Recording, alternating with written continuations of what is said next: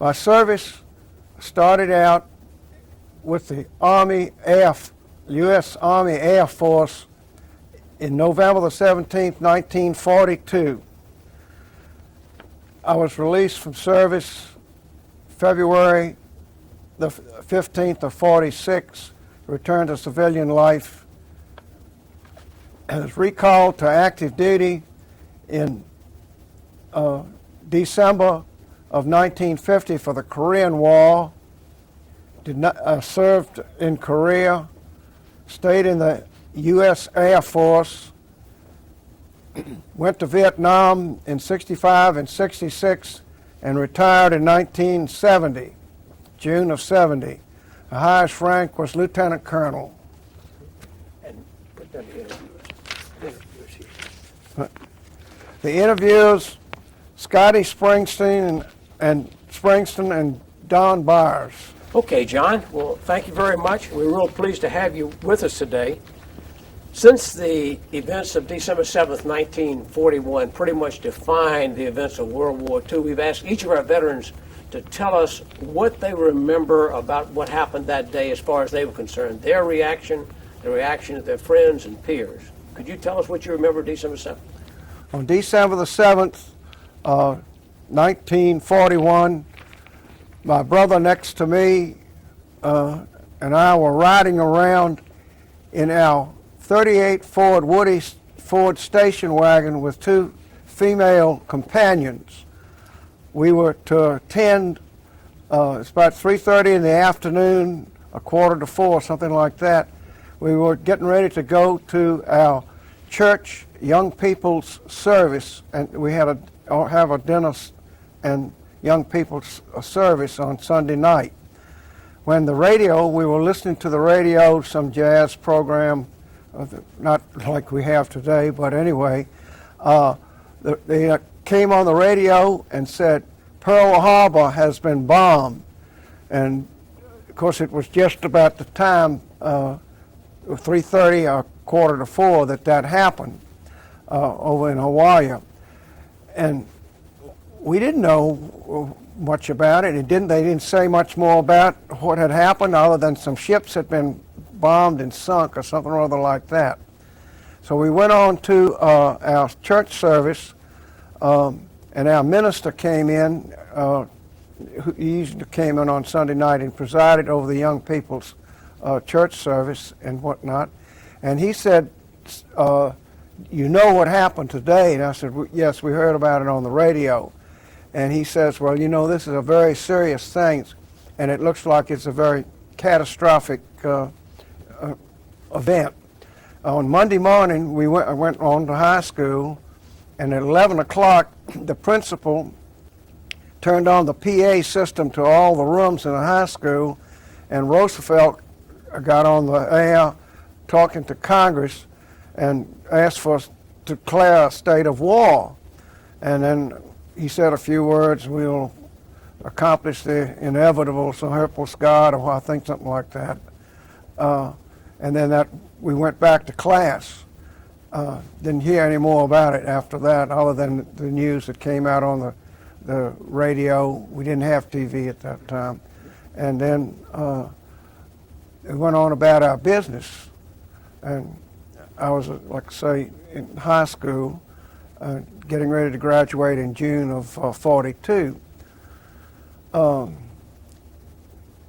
That would have been an easy thing to do, because I was a senior for the second time, but I was taking a course in chemistry, and unfortunately I learned how to make gunpowder, and on April Fool's Day 1942 I had made a homemade bomb in a pipe, and I was experimenting on our back porch at home, and the thing went off, and I lost a finger or so.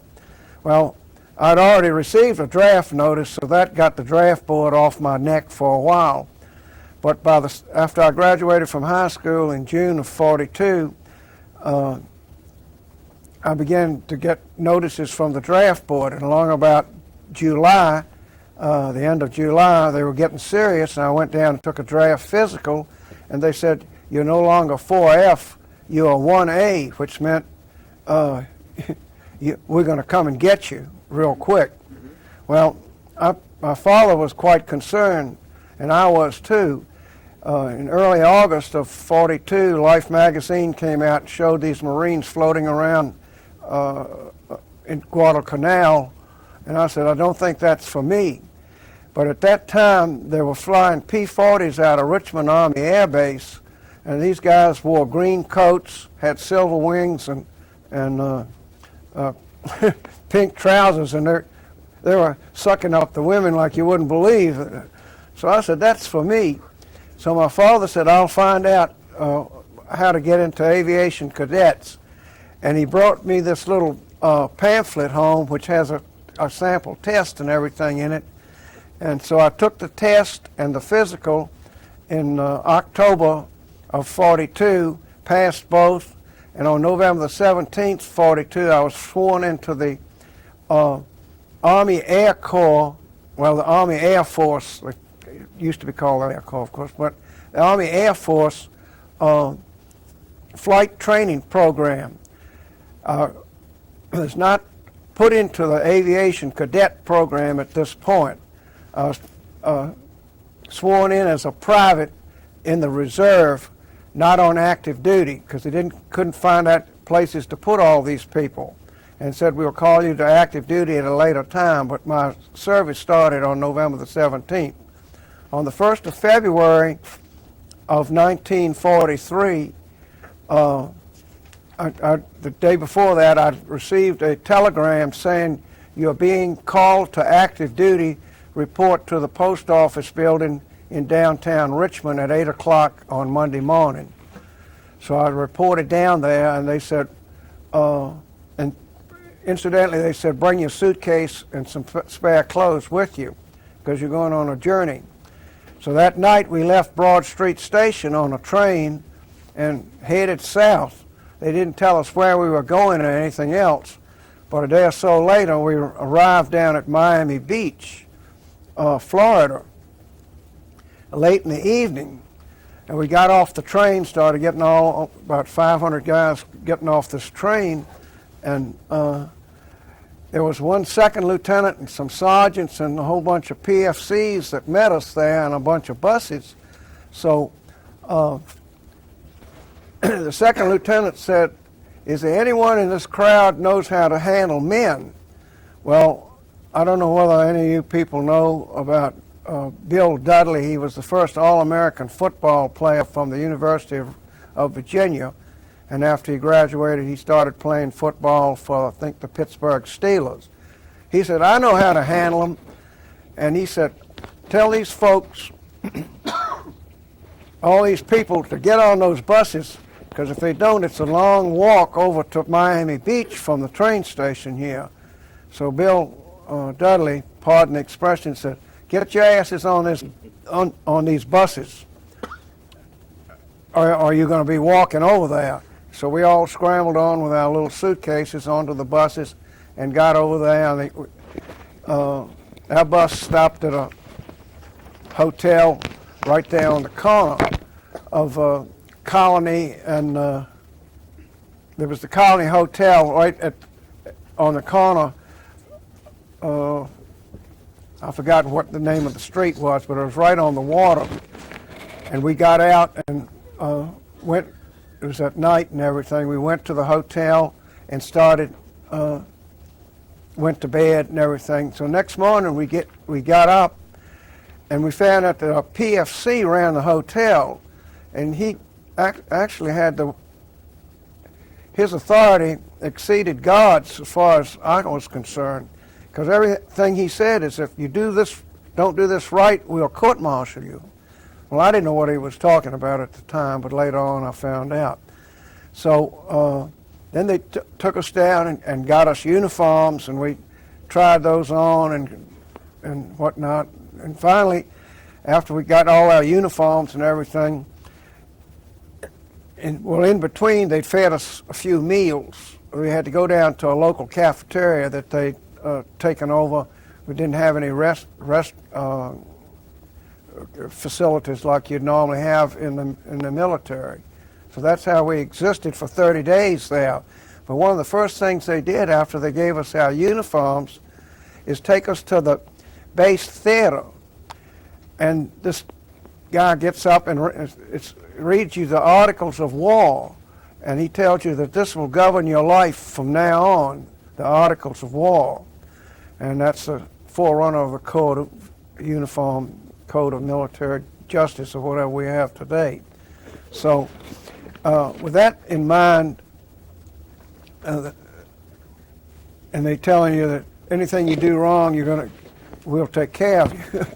So then they take you to the base, to a theater, and they show you these pictures that says, if you don't behave and you fool around with the wrong women, this is what's going to happen to you. So that we learned a grim lesson there. But for 30 days we marched around, then went to the firing range and shot the bolt action 03 30-06. Then they loaded us on a train, and our train took us to Gainesville, Florida, to the University of Florida, and we got off the train there at the University of Florida, and they said, your status, you may be a private in the Army Air Forces, but your status is a student, an aviation student, and depending on how much college you have is how long you'll stay here. And in the meantime, we'll give you 10 hours in a J3 Piper Cub, which I have a picture of here that I'm going to leave with you. And to see if you know how to can fly, or show any aptitude for flying. So, not having hardly any college, I just started when I got called to active duty. I got to stay there from March until June of 43, and then I was sent, after I got my 10 hours in the J3 Cub, I was sent to classification center at San Antonio. They put us on another train and carried us down there. And they, at the classification center, you take all these tests, including physicals and everything else, and psychiatric evaluation of what kind of person you are, to determine, whether you're fit to go on to get classified and go on to flying school as either a pilot, navigator, or bombardier. Well, I did all right until they started questioning about my hand again.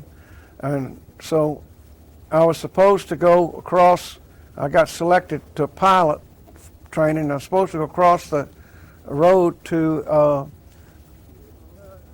the pre-flight center, which is that's part of Lackland Air Force Base now down there. So I had to stay back from 44D, but I went over with 44E. One of the things I remember, we had a PT instructor, and his name was Enos Slaughter, who was a St. Louis Cardinal ace of some sorts. And he drove a Packard convertible, and he was a master sergeant, and he gave us all kinds of fits doing at that 100-degree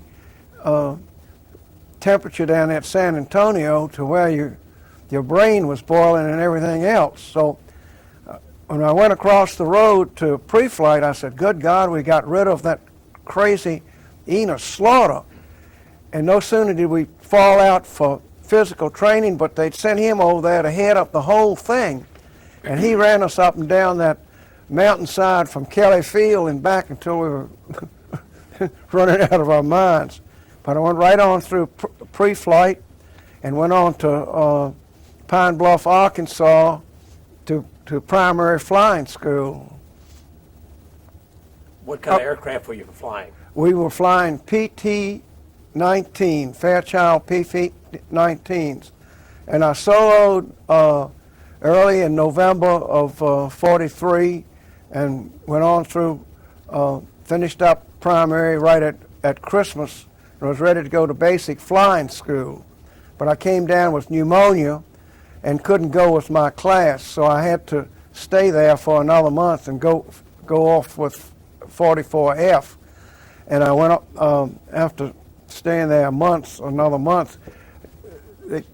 They were very fortunate to have extra airplanes, so I got an airplane every day to go fly as long as I didn't crash it, they said. Because if you crash it and don't get killed, you're going to buy it, you're going to pay for it. So anyway, I got some more flying time and had a good time flying the PT-19. And then we shipped out to Independence, Kansas for basic flying school. We had an airplane in basic flying school that we were the only place in the country that had these, were called BT-14s. They are North American, just like a T-6, but it has a fixed landing gear, and it has a 450 horsepower Pratt & Whitney instead of a 650 like the AT-6. And then, of course, we had the Volt-T vibrators. Excuse me. We flew the BT-14s. We used those for acrobatic training and formation. The BT-13s and 15s we used for instrument and normal training, cross-country flights and stuff like that. We finished up there, and they sent us I went to Eagle Pass, Texas. They divided up our class. A lot of them went to multi-engine, and the rest went to several single-engine advanced flying school. I went to Eagle Pass, Texas, and graduated in 44F. After graduation, I got 10 hours in the P-40 and shot gunnery in the AT-6. And they gave us 10 days delay en route to get from there to Baton Rouge, Louisiana. So I went with some friends who had an automobile and lived in West Virginia. He was a student officer who'd gone through flying school with us, and he was going to West Virginia, so he carried a load of 4 of us up through Virginia, and two of us got off in Virginia, and the other guy went to West Virginia with him. So we spent a few days at home, and then I got on the train and went all the way back down to Louisiana, to Baton Rouge, Louisiana, which was a staging area for the RTUs, which were replacement training units for P-47 and P-40 pilots. One thing about it, once I got out of flying school, every time the train stopped, I fell in love with somebody. I don't know why. These girls kept bothering me all that time, but I guess that was probably my fault, because I smiled at them a lot. But anyway, I fell in love with this young lady in Baton Rouge, and I wanted to stay there and fly P-47s. But all my friends who were going to Colorado Springs had a difference. They got my orders changed, and all of a sudden I was getting ready to wave goodbye to them, and they said, "Here are your bags, get on the train, you're going to Colorado Springs." So that was the last I saw of her. And of course there was many more fun gals around. So we got up to Colorado Springs, checked out in the P-40, and started flying the P-40 up there. We flew P-40Ns, which did not have a supercharged engine in them. The altitude at Peterson Field is 6,117 feet.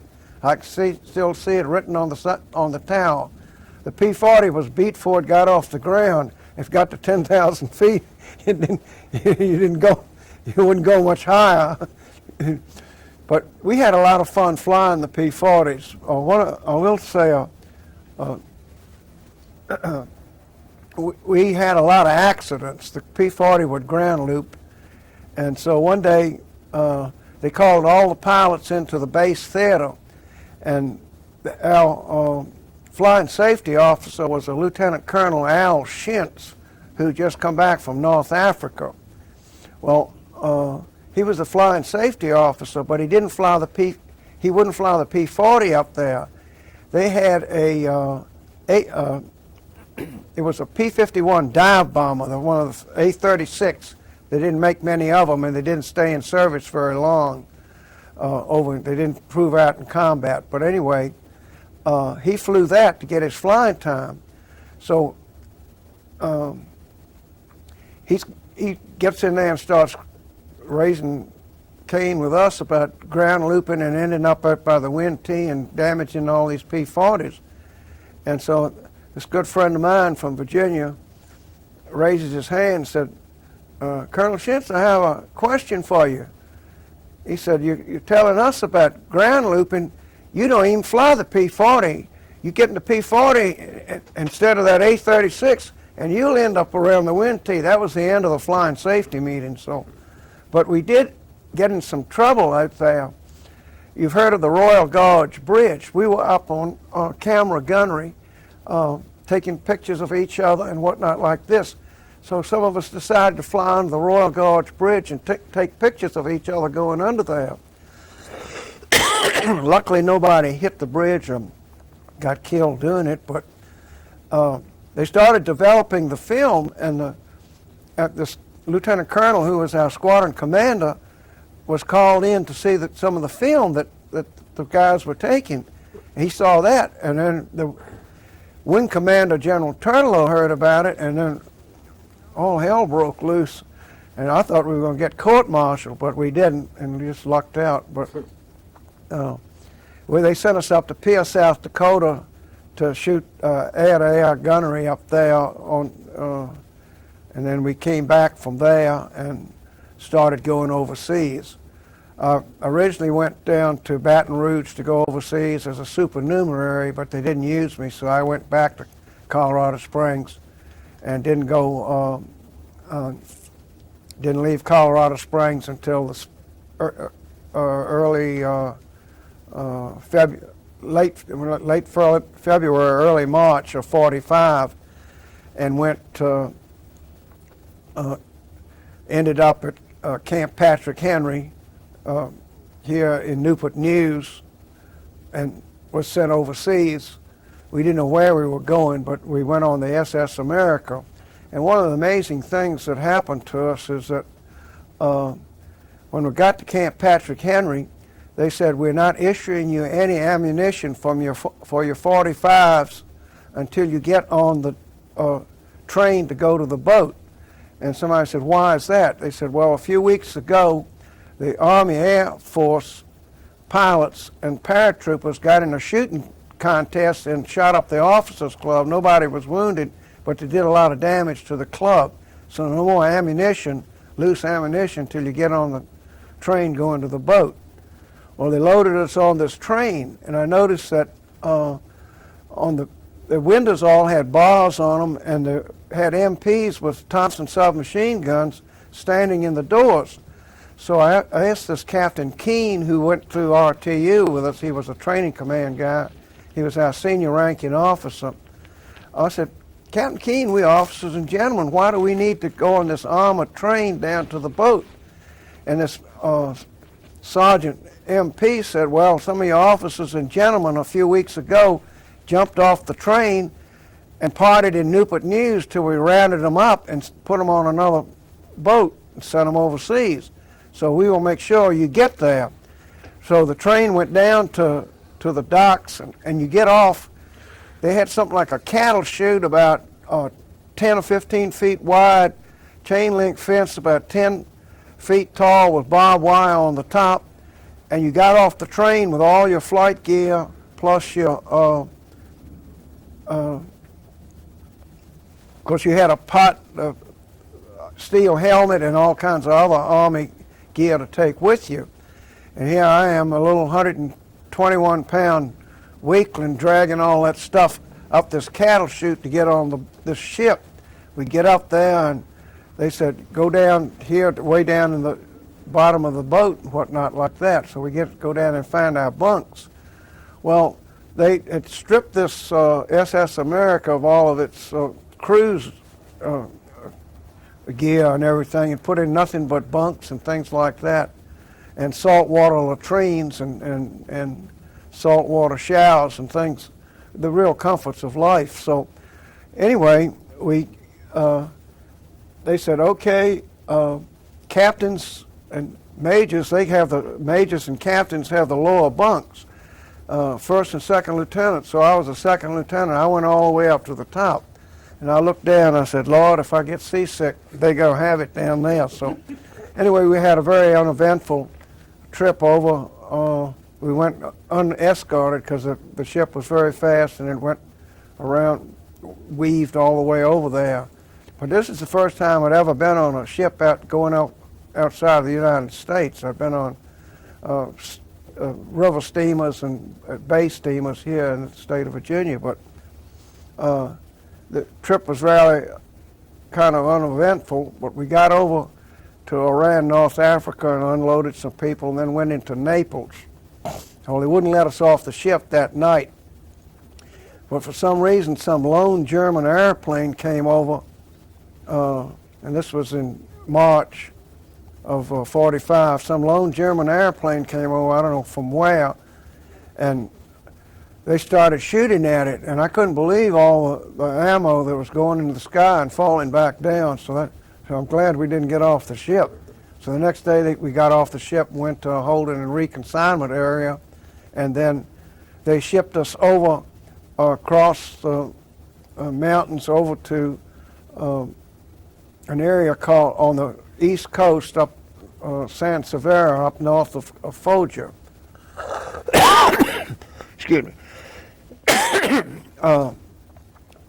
We went to a fighter wing headquarters to be assigned to different fighter wings over there, fighter groups. They didn't have fighter groups, but no, one wing in all these fighter groups. So this was a big, looked like the headquarters was in some kind of a big fancy, it wasn't a palace or something other, but it was very much like a palace.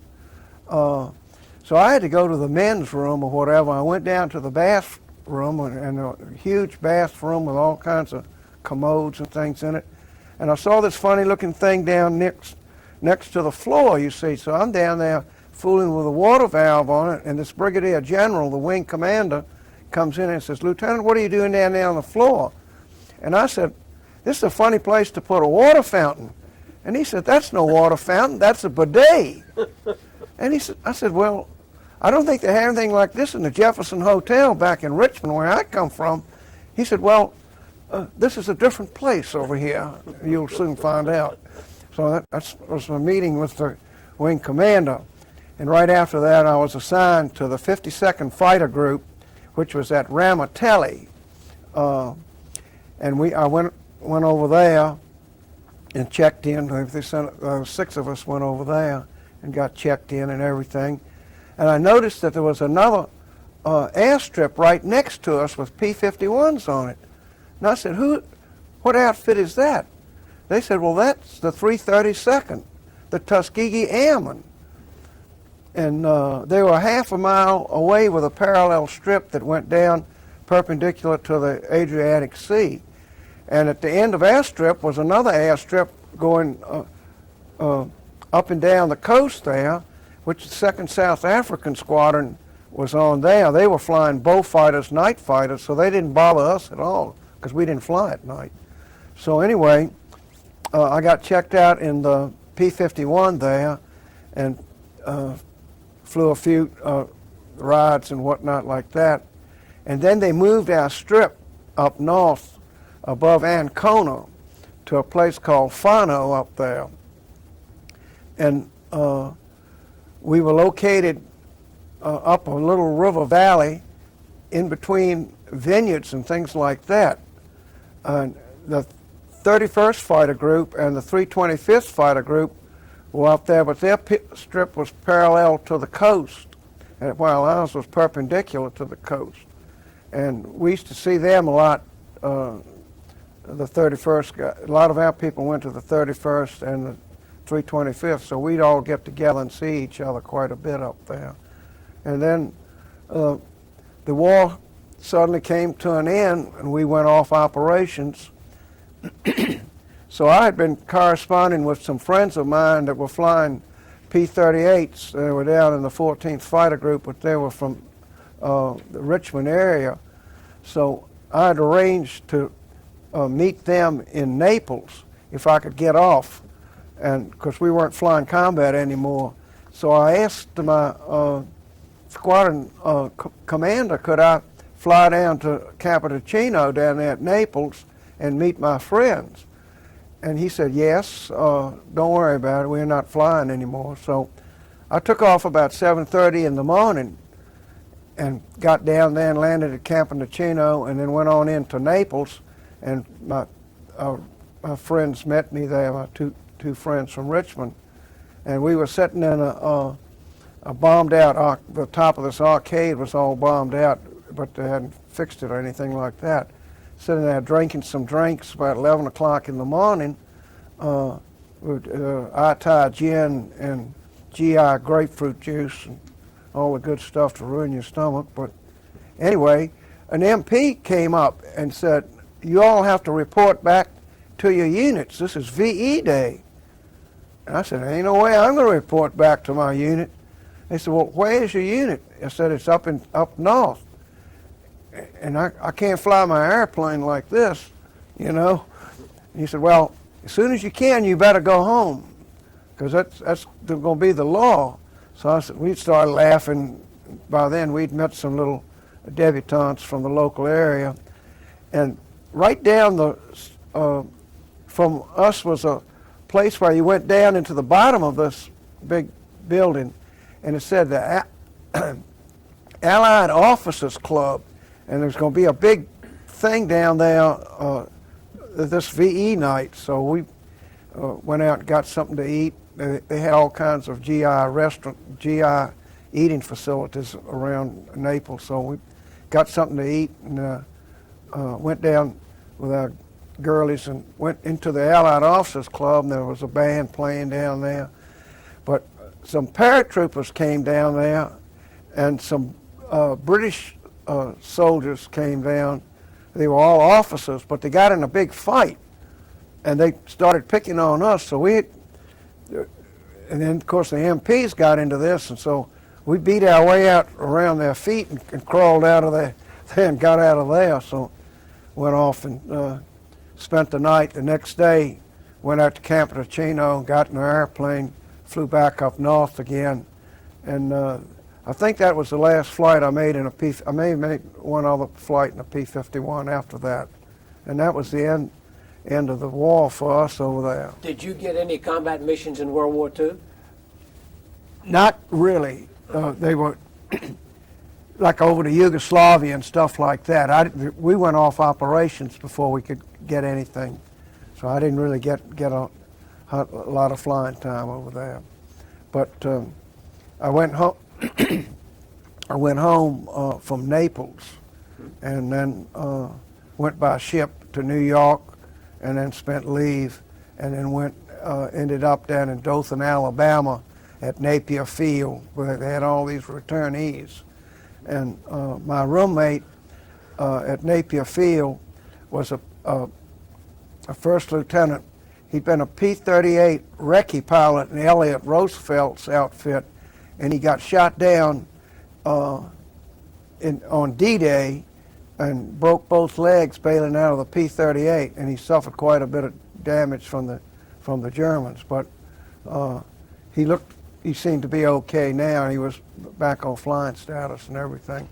But he started telling me about being in prison camp. He was in the prison camp Colonel Gabreski commanded, and he started. And, you know, the 2 or 3 other guys were in there with him, and they got to talking about the aviation cadet. And I said, what do you mean an aviation cadet was in prison camp over there? And I bring this up because I found out later that it did happen. And they said, yeah, he was flying out of Shaw Field, and he went down to Myrtle Beach on the cross country. They told him not to go out over the water. But he went out over the water and saw a submarine and called back. He said, I'm circling a submarine. But at that time, the submarine shot him down, picked him up, and carried him back to Germany. He was a POW. So, I thought it was some kind of a joke. So later on, when I was assigned at Myrtle Beach, and years later, and Colonel Bresky was the wing commander, and I worked in wing ops. I asked him one day about the POW, the aviation cadet. He said, yeah, he was there. I said, well, did he get promoted after the war like everybody else? He said, no, he got court-martialed for disobeying regulations. He didn't say any more about it. I thought I'd bring that up. But Never anyway, heard that story before. yeah, but anyway, then I went on and proceeded to get out. Once the war in Japan was over, I started working my way to get out. They closed Napier, and I got sent up to Craig Field, went home for Christmas, and already put in to get out because I wanted to go back to start back to college. And I got back from leave, Christmas leave, and went to the people at the Craig to see when am I going to go over to Maxwell to get out. They said, well, they've got a real backlog of people. Everybody wants out now.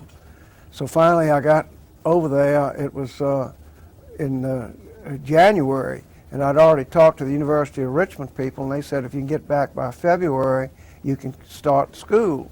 So I kept waiting around. Finally, I said, well, when am I going to go? They said, okay, the bus is coming. And they took us over to Maxwell. I figured, well, we'll be out of here in about 10 minutes. We're wrong. They debrief you and all this kind of thing and whatnot like that. Well, it took 2 or 3 days. You have to take a physical and all this other thing to find out that you're still okay and whatnot. And while I was going through the getting out, some colonel came up and said, Lieutenant, I was a first lieutenant then, said, would you like to stay, you're going to Richmond, would you like to stay in the active reserve? And I said, yeah, why not? I didn't think any more about it.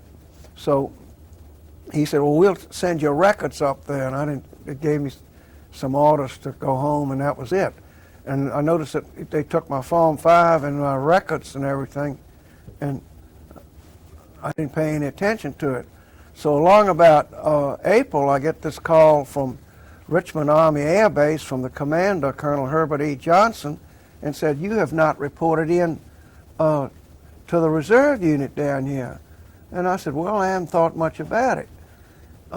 He said, well, this is an active reserve, and you didn't read your orders. You were supposed to report it in and come down here.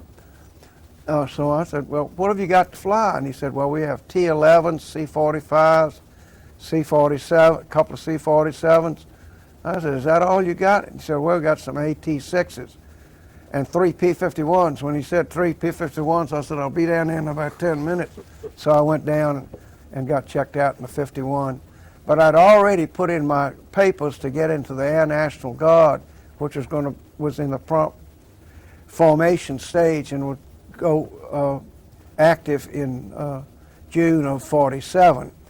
But I went,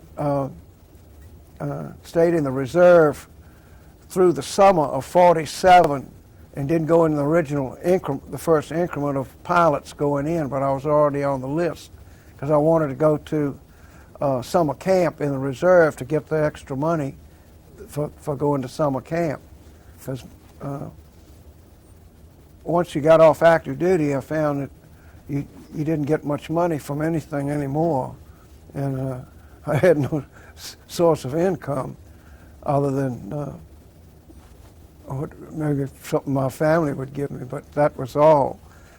So I went into, after I finished the summer camp and everything, they said we're going to call in the next increment of the Air National Guard in December of '47. So I got called in and sworn in on the 9th of December 1947 into the Air National Guard. They had P-47s. So it was a very enjoyable experience, and I have some pictures here of me flying the P-47, which I'm going to donate to you all and whatnot. And then one of the things I did, I started back to college and everything. we went to our first summer camp at Dover, Delaware with the P-47s. It was our first summer camp. And right after summer camp, my squadron commander sent me to the Air Tactical School for 3 months, from August to December of 1948, down to the Air Tactical School, the forerunner of the Squadron Officer School. We had people up to lieutenant colonels in our class, but after that they went to the Squadron Officer School, and the lieutenant colonels and majors all went to Air Command and Staff's College and stuff like that. But it was a very enjoyable course down there. And I got to fly the P-51H down there to get some flying time in. But I looked on the ramp out there, and there were a lot of Air National Guard P-51s, and there was 2 P-80s, one from the Maine Air National Guard and one from Jacksonville. These guys had their own airplanes. So I called my squadron commander and said, how about me bringing my Mighty Mouse Jug down there? He said, fine. So he came down and picked me up in the A-26. We had 3 A-26s, which we used for tow ships in the Guard. He came down and picked me up. I got in my P-47 and flew it down there. Had it for about 3 weekends and whatnot. And then the general, who was the commander of the school, called all the National Guard guys in and said, hey, look, we can't maintain all these airplanes. Of course, they were jealous because they had to fly C-45s and T-11s, the regular Air Force guys, and the Guard guys rode off in their fighters on the weekend. They were jealous, so we had to take all of our airplanes back home. The toys all went home.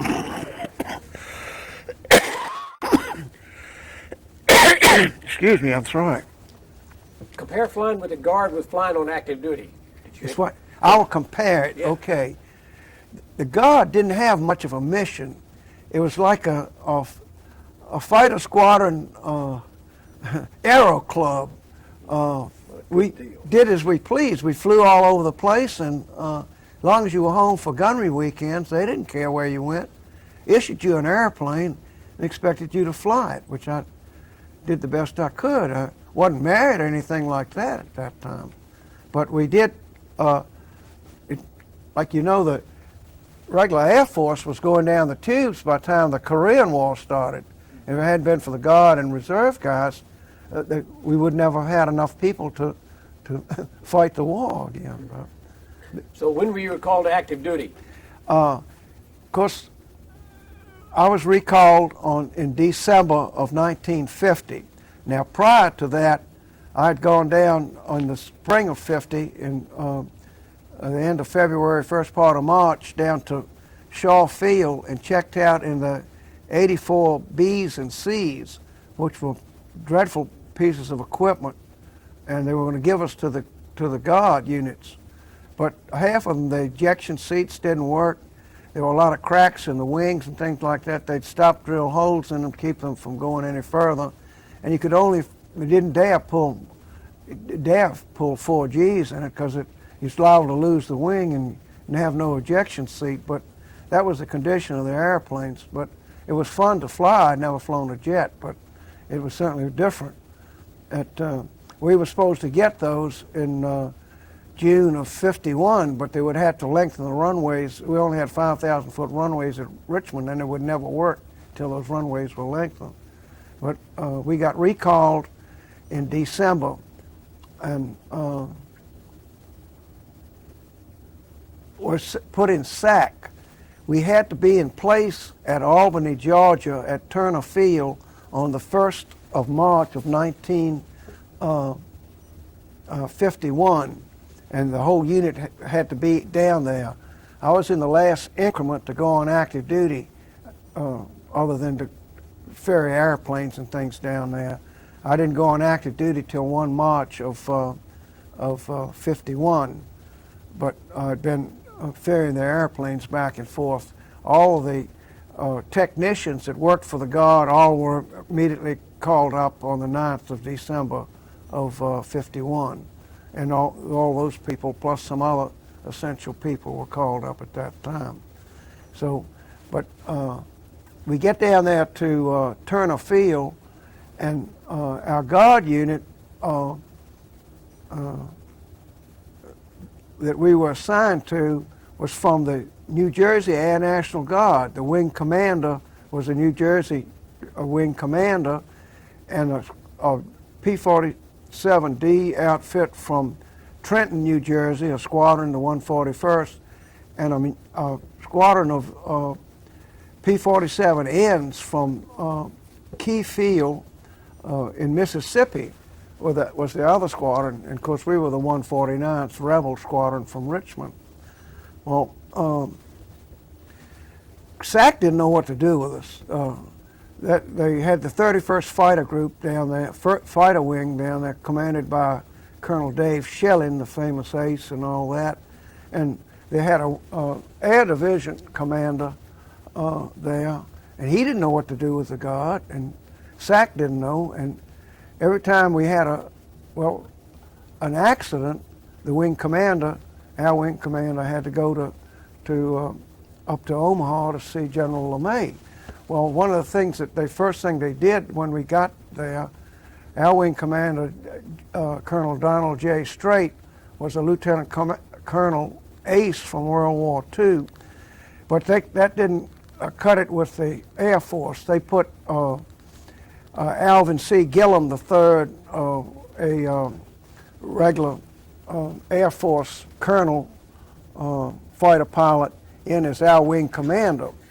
Well, after we were there a few weeks, a month or so, maybe 2 months, they sent the 31st overseas. Well, Dave Schilling, they flew non-stop over to England, and they went on some TDY thing over there. So our Air Division commander, Colonel Snavely, excuse me, started toying around with the Guard. He didn't like he toured the Guard area down there and didn't like the condition of the grass and the buildings and things like that. So on a Saturday afternoon, he called Colonel Gillum in off the golf course and said, I want all the officers out there Sunday morning to start cutting grass there around the buildings.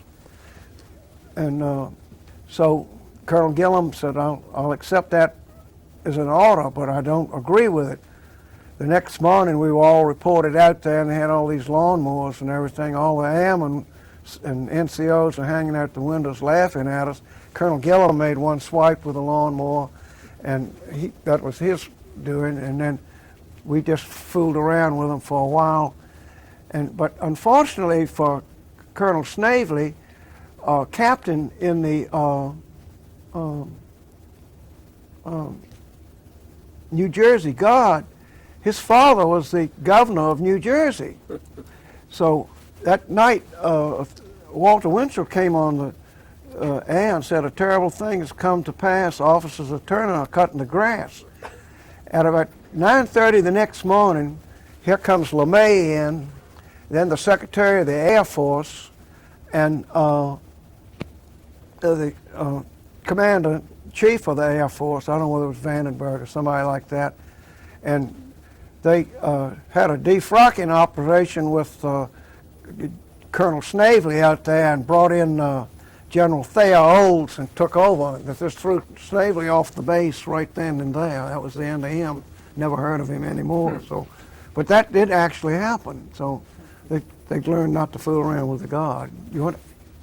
How long did it take you to get to Korea?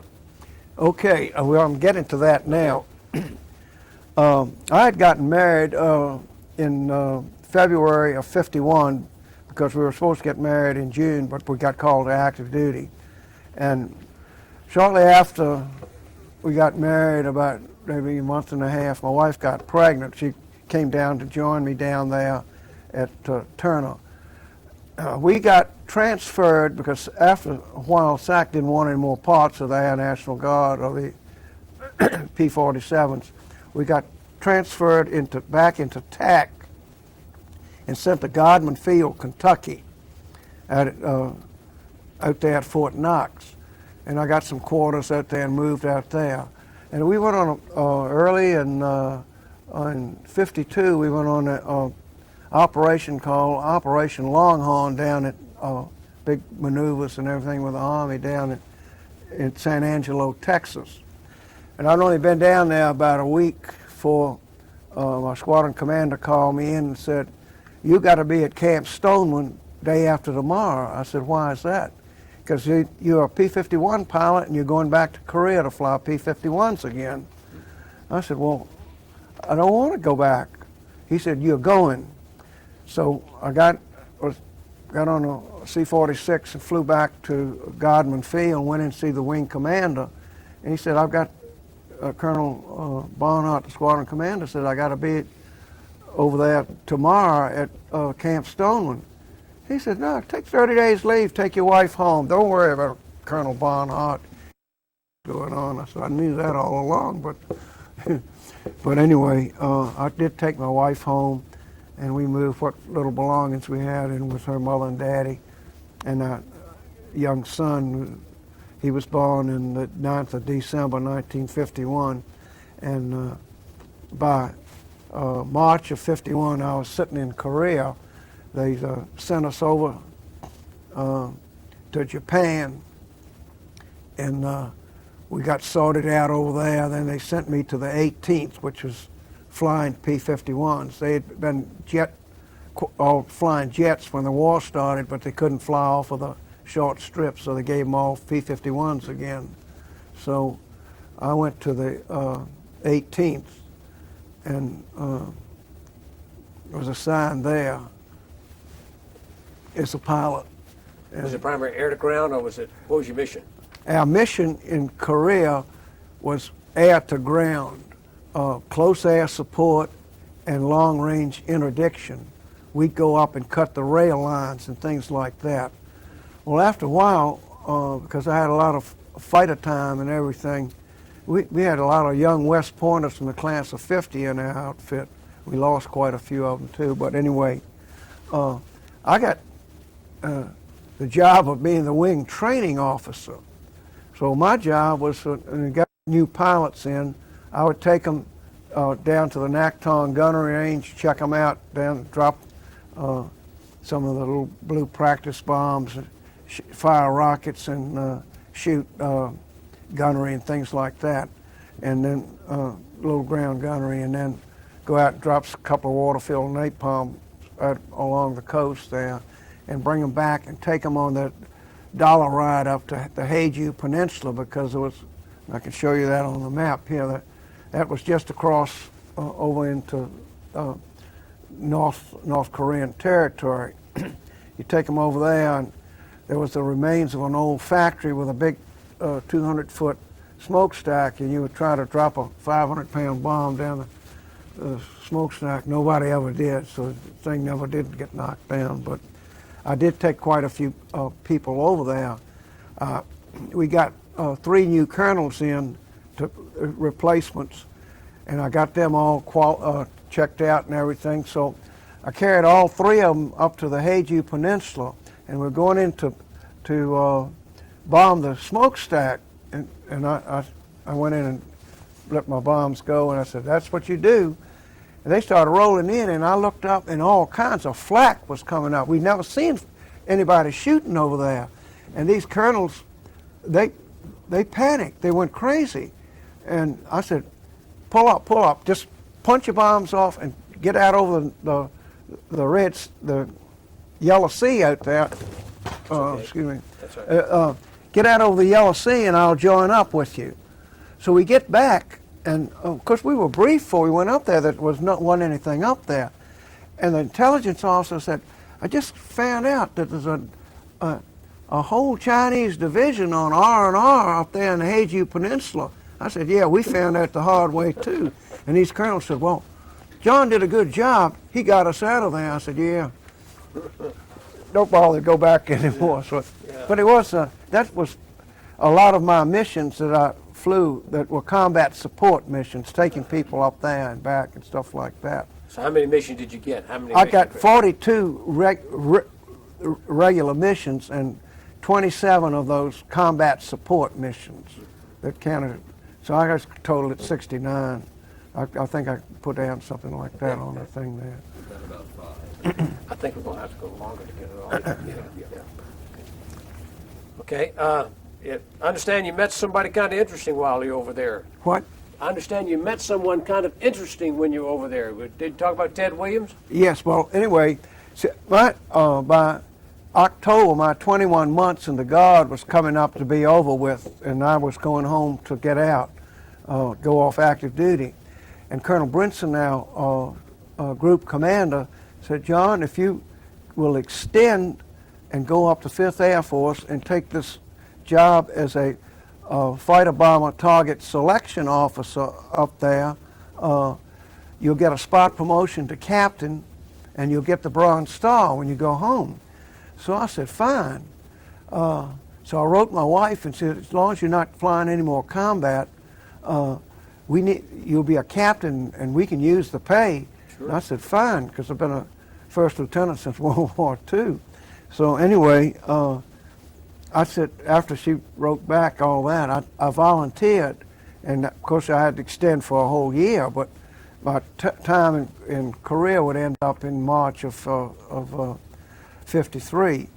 So I'm going up there the end of October, 1st of November, and go into Colonel Winterbottom's office. He's the chief of the targeting branch up there, and he says, I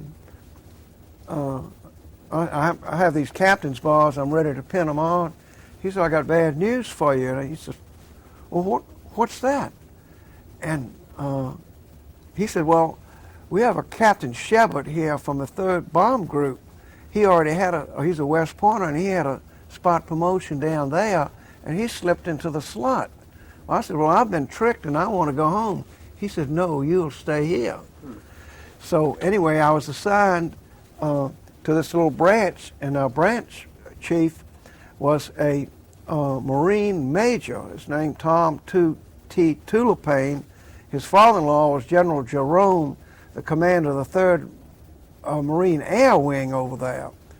Well, later on, I think it was December or January, whenever Ted Williams was flying over there, he was supposed to be flying jets, but he couldn't qualify on the carrier landings or something other like that. So they put him back in F-4U Corsairs flying out of Korea. And he got shot up on a mission, and he came into